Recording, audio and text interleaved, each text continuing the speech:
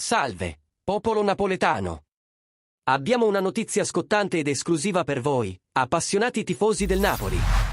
La squadra è sempre impegnata a migliorarsi per ottenere buoni risultati. Quindi mettete i vostri like e iscrivetevi al canale per non perdervi nessuna novità. Andiamo subito al sodo.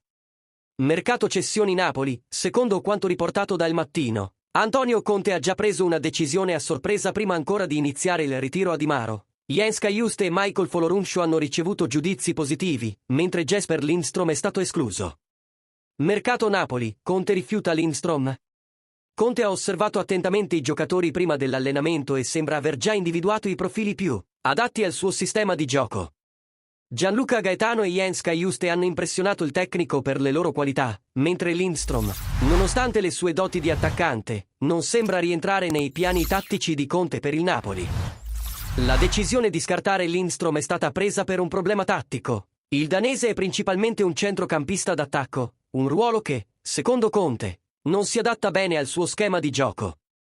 Questa decisione apre nuove strade nel mercato dei trasferimenti, perché il Napoli dovrà cercare un altro giocatore che possa soddisfare le richieste del tecnico. Ora, tifosi del Napoli, vogliamo sapere cosa ne pensate. Siete d'accordo con la decisione di Conte di scartare Lindstrom? Lasciate un commento qui sotto e discutiamo insieme di questa scelta tattica e di cosa significhi per il futuro del nostro Napoli. Non dimenticate di mettere mi piace, di iscrivervi al canale e di attivare la campanella per rimanere aggiornati su tutte le novità del nostro amato club. Alla prossima e sempre Forza Napoli!